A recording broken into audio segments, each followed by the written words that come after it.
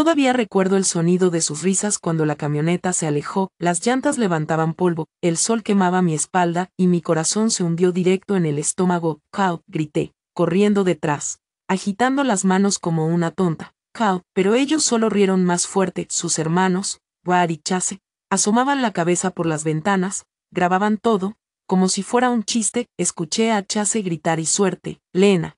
Nos vemos en 300 metros». La gasolinera estaba en medio de la nada, una sola bomba, un baño sucio, una máquina expendedora con papas rancias, nada más. Mi teléfono acababa de apagarse, sin cargador, sin cartera. Lo había dejado en la camioneta cuando entré a comprarle a Cal una bebida energética. Me lo había pedido con voz dulce. Dijo que estaba cansado, así que entré, y cuando salí, ya no estaban. Esperé, primero 5 minutos, luego 20, después, una hora. Miraba la carretera una y otra vez, esperando ver la camioneta volver por la curva. Pensé que era una broma tonta. Cal ya había hecho cosas estúpidas antes, pero nunca algo así, nunca algo tan cruel. Me senté en la acera, bajo el sol, las manos me temblaban, la boca seca. De vez en cuando me levantaba y caminaba en círculos, fingiendo que no estaba asustada, fingiendo que no pasaba nada. Entonces mi teléfono vibró, justo antes de morir del todo, un solo mensaje: «No te enojes,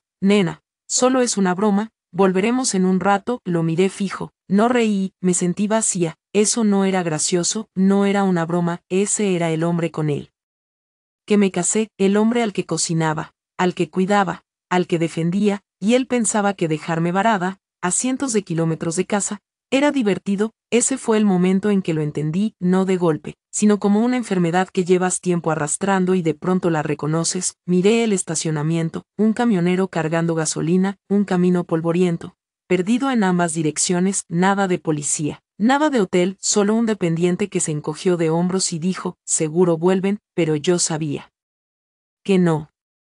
No pronto, y tampoco quería que lo hicieran. Había pasado 5 años intentando hacer feliz a esa familia, cada cena con los padres de Cal, cada cumpleaños de los hijos de Brad, cada comentario sarcástico que dejaba pasar porque ellos eran así. Esta vez no iba a esperar. Una mujer llegó en una minivan, 2 niños en el asiento trasero. Le pregunté si iba hacia el norte, me miró, me vio sudada, asustada, con solo una botella de agua tibia en la mano, asintió: «Te llevo hasta donde yo vaya, ¿estás bien?». Le dije que lo estaría. Viajamos horas, yo casi no hablé, me quedé mirando por la ventana, pensando. No lloré, ni una sola vez, creo que ya había llorado demasiado a lo largo de los años. Me dejó en una estación de autobuses de un pueblo que ni conocía, le di las gracias. Con la última chispa de batería busqué los horarios de buses, y le escribí a alguien a quien no hablaba desde hacía años, mi tía May. Solo puse: «¿Puedo quedarme contigo un tiempo? No sé a dónde más ir». Minutos después, la respuesta: «Siempre vuelve a casa». Esa noche compré un billete de solo ida. Mientras el bus avanzaba por la autopista, miré atrás, hacia la ciudad que se hacía pequeña, y lo supe: no iba a regresar, ni a Cal, ni a sus risas, ni a una vida donde mi dolor era entretenimiento. Y por primera vez en mucho tiempo, respiré. Ahora, mirando atrás, creo que siempre supe que algo no estaba bien, incluso en los momentos buenos. Había una punzada en el pecho que nunca desaparecía. Me repetía que todos los matrimonios tenían problemas, que Cal me quería, solo que no como yo necesitaba, pero la verdad era otra. Cal no me amaba, no de verdad, amaba como lo hacía sentir, amaba tener a alguien para presumir cuando todo iba bien, y a alguien a quien culpar cuando las cosas salían mal. Y sus hermanos, ellos lo empeoraban todo. Brad y Chase eran mayores, más ruidosos, siempre inventando alguna estupidez. Cal los idolatraba, como si fueran dioses. Cada fin de semana era algo nuevo: globos de agua en la ducha, avisos falsos de desalojo. Una vez incluso escondieron mis llaves antes de una entrevista de trabajo, solo para ver qué hacía. Casi pierdo ese empleo, pero Cal se rió, dijo que debía relajarme. Ellos lo llamaban bromas, yo lo llamaba crueldad. En aquel entonces yo callaba, pensaba que el problema era yo, que era demasiado sensible. Intenté reírme con ellos, intenté ser la esposa cool, la que pone los ojos en blanco y dice: «Chicos serán chicos», pero me dolía. Siempre. A los 3 años de casada empecé a guardar dinero, no porque planeaba irme de inmediato, sino porque algo, en lo más profundo, me susurraba: «Un día vas a necesitarlo». Escondía $10 aquí, 20 allá, abrí una pequeña cuenta a mi nombre, usando el apellido de soltera de mi madre. Nunca se lo conté a nadie. Carl ni se dio cuenta. Nunca le interesaron los detalles de nuestras finanzas. Ese era mi asunto, y aquel día, en la gasolinera, cuando entendí que realmente me había dejado allí, cuando vi desaparecer la camioneta y no volvió, comprendí que ese momento se había estado gestando por años, no era solo una broma, se trataba de todas esas veces en que me tragué el dolor y sonreí de todos modos, por eso usé ese dinero. La mujer de la minivan me dejó 2 pueblos más adelante, me dio algunos bocadillos, un cargador de teléfono y un billete de $10 por si acaso. Dijo, nunca olvidaré su bondad. Su nombre era Mercy. En la estación compré un teléfono barato, de esos plegables, lo usé para llamar a mi tía May. No hablábamos desde hacía años, después de la muerte de mi madre habíamos perdido contacto, pero contestó.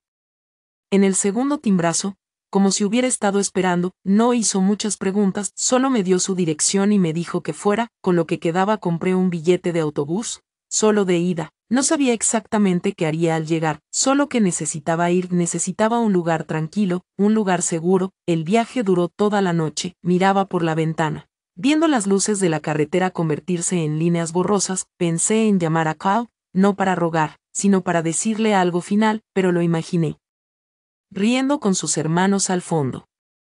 Los imaginé llamándome dramática, así que no llamé, y él tampoco lo hizo, ni esa noche, ni al día siguiente, ni nunca. Cuando bajé del autobús, a la mañana siguiente, el aire olía a mar y a pinos. Tía May me esperaba en una camioneta azul. Vieja, se veía más envejecida de lo que recordaba, pero su abrazo era el mismo. No me preguntó qué había pasado, solo dijo, vamos adentro. Por primera vez en años sentí que alguien estaba de mi lado, que no tenía que demostrar nada, que no debía explicar por qué estaba cansada, herida o asustada, solo tenía que ser. Esa noche me di una ducha larga, me froté el polvo, las lágrimas, los años de fingir, y me prometí algo mientras me envolvía en una toalla y me miraba en el espejo de mi tía. No vas a volver, Lena. Nunca más. La casa de May estaba en una calle tranquila, cercas despintadas, jardines de flores que parecían sacados de una película antigua, olía a cera de limón y a pan recién hecho. Cada rincón se sentía cálido, vivido, seguro. Dormí 2 días seguidos al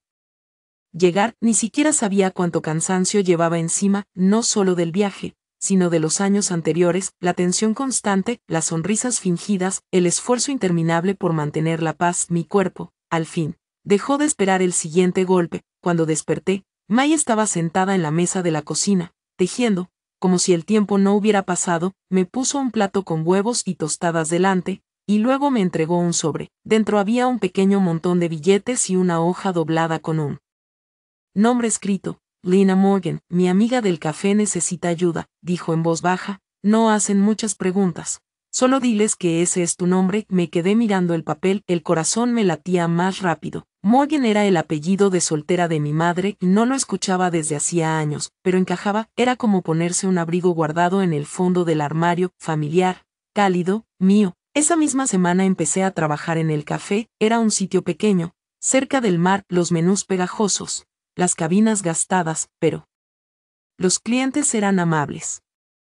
Y la dueña, la señora Carter, me pagaba en efectivo al final de cada turno. Trabajaba sobre todo por las mañanas, servía café, tomaba pedidos, limpiaba mesas. No era glamuroso, pero me daba propósito, y me daba tiempo para pensar. Por las noches me sentaba en el porche trasero con mi tía, bebíamos té dulce, veíamos el sol hundirse en el océano. Ella nunca me presionaba para hablar, solo se sentaba conmigo, tejiendo en silencio, o tarareando canciones viejas de la radio. A veces pensaba en Carl, no con nostalgia, sino con desconcierto. Como había podido quedarme tanto tiempo en algo que me desgastaba pedazo a pedazo. No solo me había perdido en ese matrimonio, me había entregado entera, pero aquí estaba recuperando partes de mí. Unas semanas después, todo volvió a cambiar. Era un martes lento, el café estaba casi vacío. Yo rellenaba los servilleteros cuando la campanita sobre la puerta sonó. Un hombre entró tambaleando, alto, rudo, deshecho, empapado en sangre. Al principio pensé que era una broma.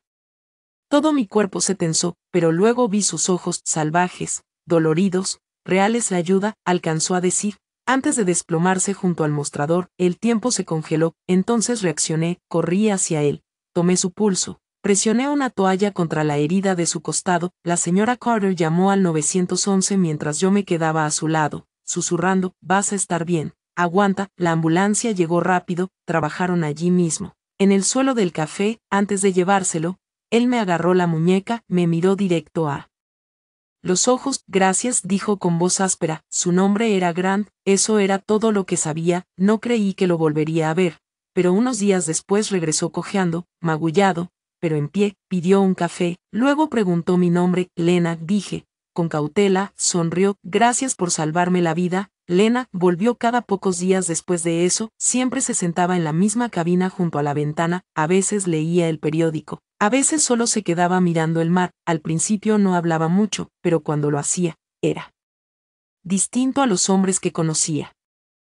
No me interrumpía, no se burlaba de mí, no necesitaba ser el centro de atención que escuchaba, se sentía extraño, nuevo, no sabía quién era realmente ni qué le había pasado, pero una cosa estaba clara. Él también huía de algo, quizá por eso ya no me sentía tan sola. Cuando llegó el otoño, Grant se había convertido en parte habitual de mi mundo, nunca habló mucho de su pasado, y yo nunca pregunté. Era como un acuerdo tácito, yo no indagaba de dónde venía, y él no preguntaba quién había sido yo, existíamos en el ahora, mañanas tranquilas, rellenos de café, miradas suaves que se quedaban un poquito más. Aún así, había momentos en que lo sorprendía mirando por la ventana con una expresión que apretaba mi pecho, como si recordara algo doloroso, como si esperara que eso regresara. Una tarde llegó una tormenta, nubes grises espesas, chaparrones, el diner cerró temprano, caminé a casa con el abrigo bien cerrado. Al llegar al porche de la tía May, vi una figura sentada en los escalones. Era Grant, estaba empapado, el pelo pegado a la frente, las manos metidas en los bolsillos de la chaqueta. Cuando me miró, vi algo crudo en sus ojos. No sé a dónde más ir, dijo. Asentí y abrí la puerta. La tía May no estaba. Se había ido al grupo de la iglesia. No volvería hasta la mañana. Entra, le dije. Vaciló un segundo y luego entró. Le di una toalla y preparé té. Nos sentamos en la mesa de la cocina mientras la tormenta sacudía las ventanas. Por un rato solo escuchamos la lluvia. Luego habló. Antes era detective, dijo con voz baja. La división de narcóticos de la gran ciudad se acercó demasiado a algo con lo que no debía. Mi compañero estaba en la nómina. Sucio, me tendió una trampa, me dispararon y me dejaron por muerto. Lo miré. Sin saber qué decir, lo encubrieron. Continuó. Dicen que fue un negocio de drogas que salió mal. Yo sé la verdad. Sobreviví, pero lo perdí todo, la placa, el departamento, mi nombre. Me miró como esperando que saliera corriendo. No lo hice. En su lugar dije, parece que necesitabas alejarte. Asintió, sí. Solo quería un lugar tranquilo, donde nadie me encontrara. No hablamos más esa noche. Tomamos té mientras la tormenta rugía afuera. Durmió en el sofá. Le llevé una manta y una almohada. Cuando me giré para irme, él rozó mi mano con suavidad. Gracias, Lena, por todo. Me fui a la cama con el corazón acelerado. Las semanas siguientes, Grant seguía apareciendo, no solo en el diner, también en la casa. Ayudaba a la tía Maya a arreglar la baranda del porche, cargaba las compras, barría las hojas caídas. Nunca lo hacía sentir como un favor.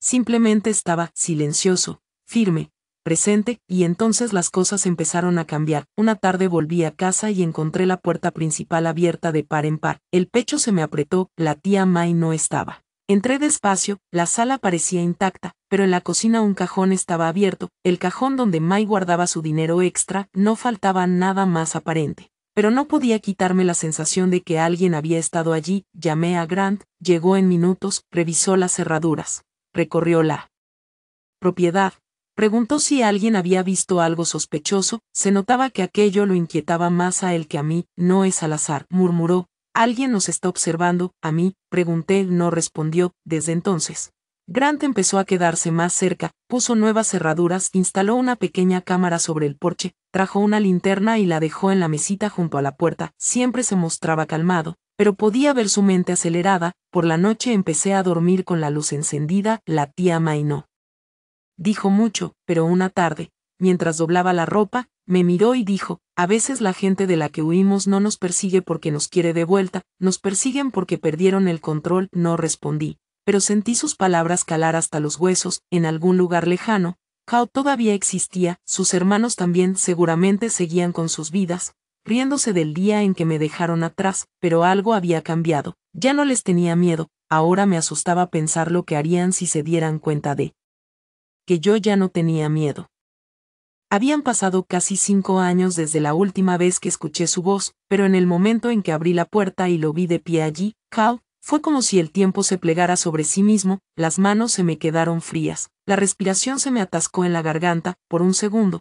Pensé que lo estaba imaginando, se veía más viejo, más delgado, el cabello le había crecido, un poco desordenado, tenía ojeras profundas, y levantó las manos despacio, como si no quisiera asustarme. Elena, dijo en voz baja, por favor, ¿podemos hablar? No respondí, no me moví, como me encontró. Mi mente se aceleró buscando la respuesta, no había usado mi nombre real, no publiqué nada, había sido cuidadosa. Entonces escuché pasos detrás de mí. Grant se colocó a mi lado y se interpuso entre Cal y yo, en un solo movimiento suave y tranquilo. ¿Quién eres?, preguntó Grant, firme pero sereno. Cal parpadeó, desconcertado. Soy su esposo. Esas palabras me golpearon como una bofetada. Esposo, como si todavía significara algo, como si no hubieran pasado 5 años de silencio, como si no me hubiera dejado en medio de la nada por una risa. Salí de detrás de Grant, con la voz clara, no soy tu mujer. Los ojos de Cal se movieron entre los dos. Elena,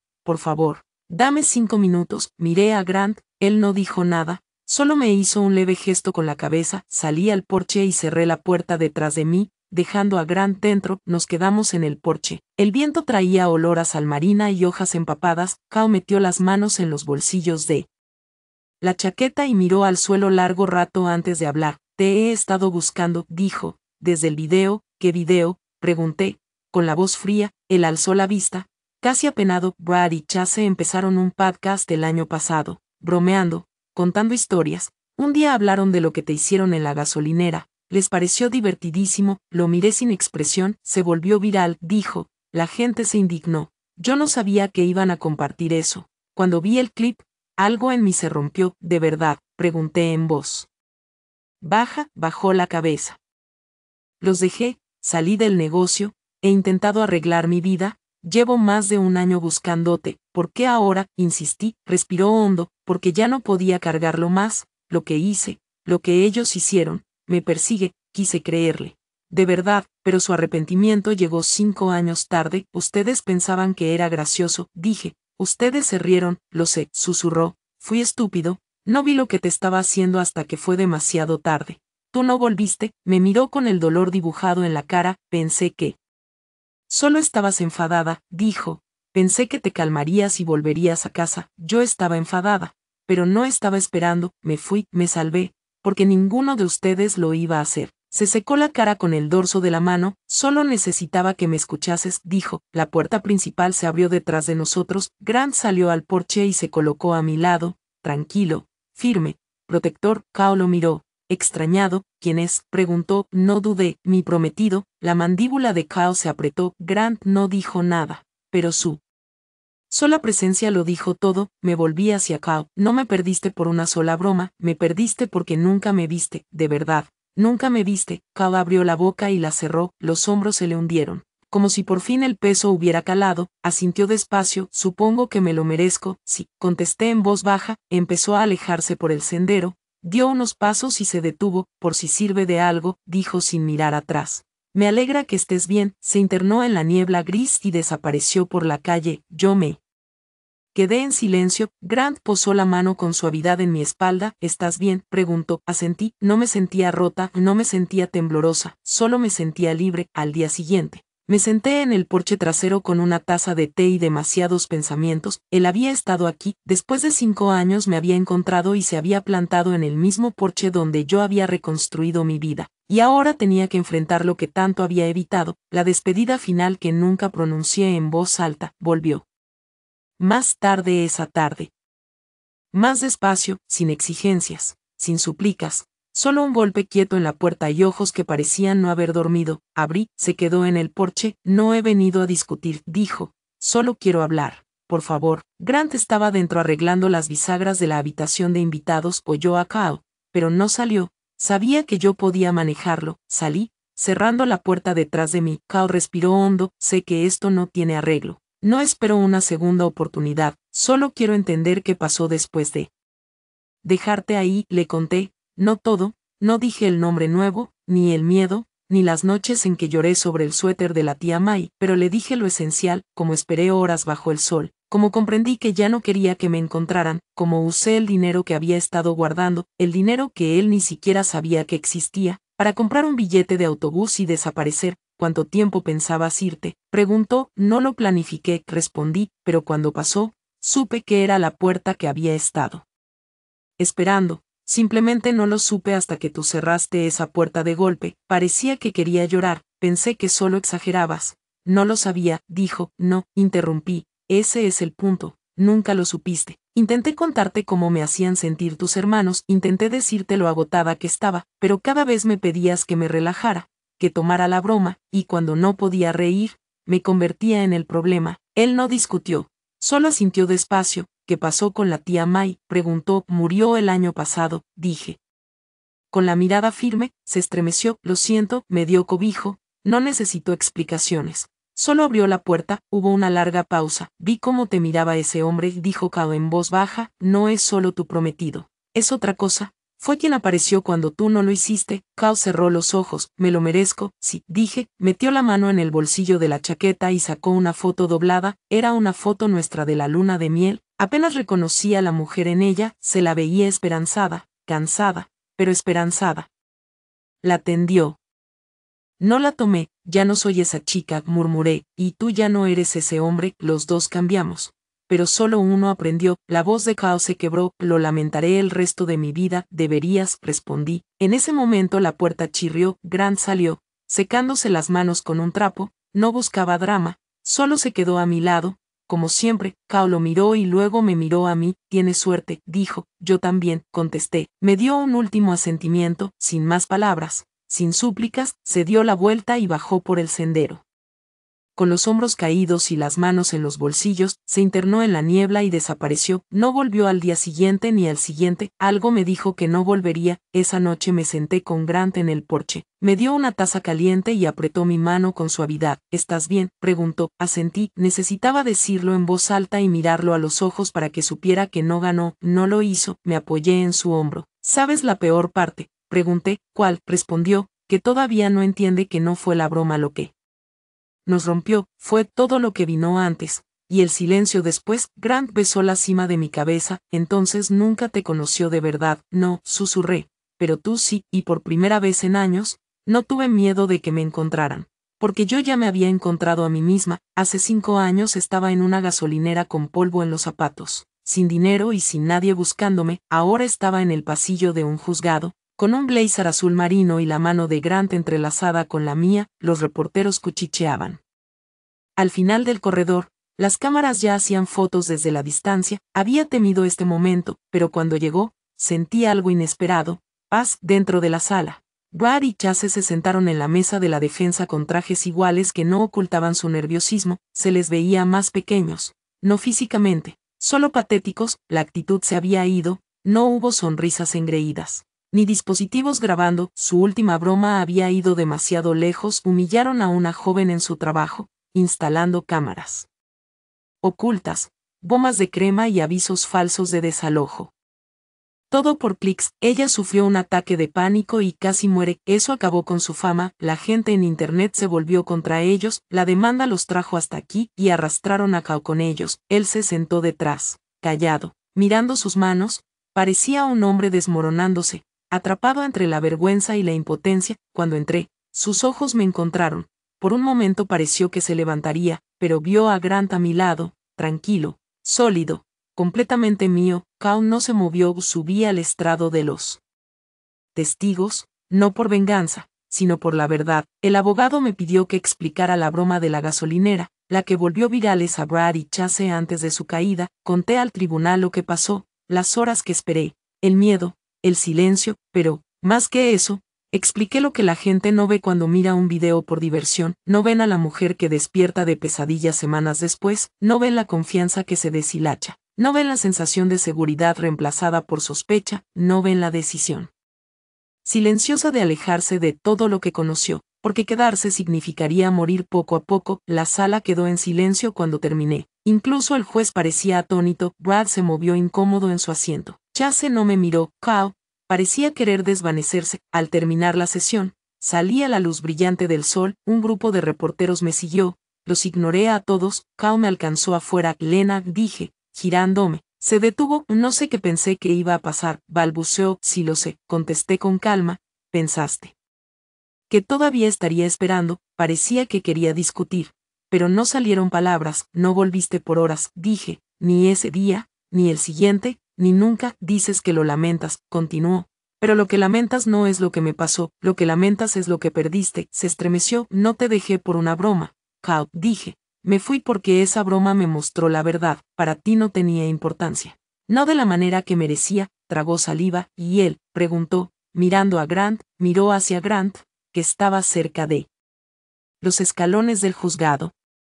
Observando pacientemente, él, repetí, esbozando una pequeña sonrisa, no me encontró cuando estaba completa, me encontró cuando estaba rota, y nunca intentó arreglarme, solo estuvo a mi lado mientras yo me sanaba a mí misma, los ojos de Cao se llenaron de lágrimas, todavía me odias, no te odio, dije con sinceridad, solo que ya no te pertenezco, y con eso, me di la vuelta. Me alejé sin mirar atrás, Grant me alcanzó a mitad del camino, entrelazando su mano con la mía, como si siempre hubiera pertenecido. Allí, ¿estás bien?, preguntó, asentí, ya había dicho todo lo que necesitaba decir. Caminamos juntos entre la multitud y bajamos los escalones del juzgado, la prensa gritaba preguntas. Pero sus voces se desvanecieron detrás de nosotros, el viento me revolvía el cabello y el sol calentaba mi rostro, ya no necesitaba esconderme, ya no necesitaba explicaciones ni justificar la vida que había construido. Cao permaneció en la cima de las escaleras, observándonos solo, de la misma manera que yo una vez me quedé al lado de un camino viéndolo desaparecer, solo que esta vez, yo no era la que quedaba atrás, yo era la que avanzaba.